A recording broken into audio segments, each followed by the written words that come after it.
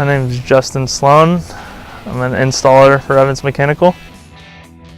Today we're working on a full install, which means we're putting all new ductwork in, cut new registers in, and installing a heating system.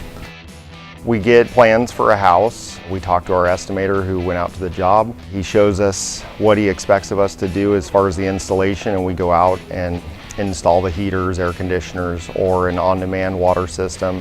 So I got a couple guys underneath doing some ductwork, getting the heating system tied in while I was upstairs prepping the furnace.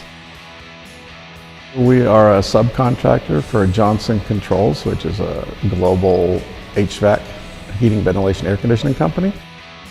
We are currently upgrading their HVAC control system, putting in new controllers, new conduits, new piping, pretty much anything that they require us to do. Today we're installing some ductwork. Right now we're just kind of putting some duct together, getting it in the air, getting it hung and supported. We want them to have a consistent temperature in there because they want something around mid-70s. We calculate the airflow, do duct sizing, see how many registers we need to put in the duct.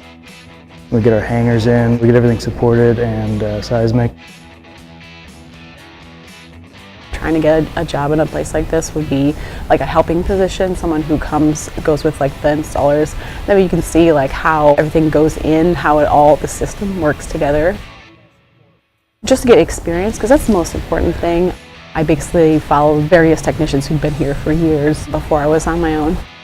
I was able to see how things work and try doing things that I hadn't done before.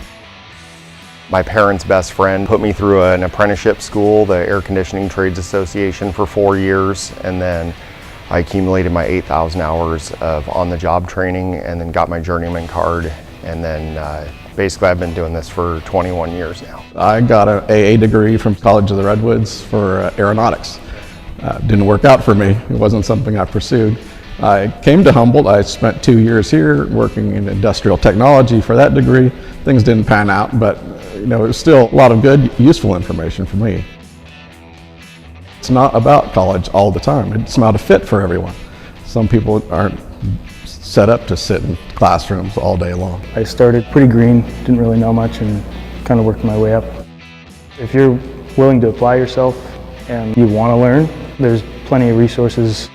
We're seeing a lack of young people coming up in the trades lately in the past 5 to 10 years. Especially for girls and women, don't think that you're disqualified right out the bat just because there's not a lot of women in the field, but we can totally do it. It's a good career path. There's always room to grow. High school student who wants to work for any kind of trade, they just have to be willing to work. It's not going to be an easy job. It's a physical job. It's definitely a long-term thing. There's room for advancement, and you definitely get challenged. When you first start out, it's pretty rough. You get crawling underneath houses, you get wrapping insulation, you're getting the dirty work, but as time goes on, you're taking on a leadership role.